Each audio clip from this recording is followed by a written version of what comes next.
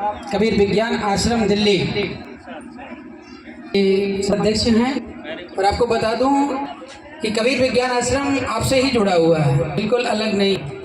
और जो कबीर साहब, भगवान बुद्ध की अगर मैं बात करूं, दोनों अलग समझता है, परखता है।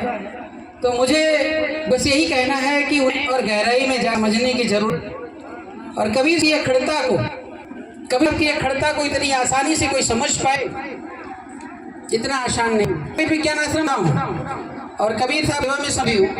महीने तक मुझे समझ में नहीं आया कि क्या बोल रहे हैं। समझते अब समझ आया कि दुनिया का सच क्या है। अभी साहब जी ने कहा परमात्मा की बात करी, आत्मा की बात करी। बुद्धिज्म में ये कहेंगे कि नहीं, आत्मा परमात्मा नहीं होती। अंग्रेजी में उसे क्या कहते हैं, एटम कहते हैं। साइंस में जब जाओगे, भगवान बुद्ध को गहराई से समझोगे तो भगवान बुद्ध का टोटल रिसर्च साइंस का है। कबीर साहब ने भी उसी साइंस का ही रिसर्च किया है। कहीं कहीं आप देखते होंगे कबीर रिसर्च सेंटर खुलता है। क्या रिसर्च करते हैं वहाँ पर?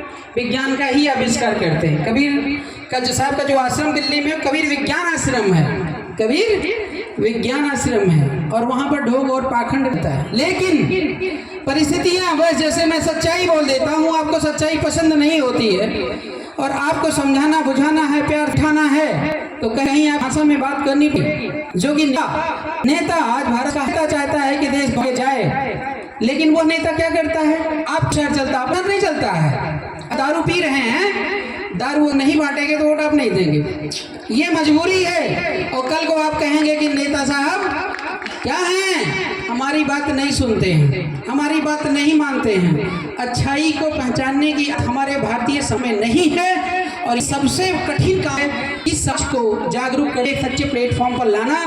और बहन अनीता दास जी अब इस उम्र में घर परिवार छोड़कर कबीर साहब के प्रचार प्रसार की हैं, हमारे भारतीय समाज के लिए बहुत ही गौरव की बात है। मैं आपका इस मंच से फिर से स्वागत एवं अभिनंदन करता हूँ।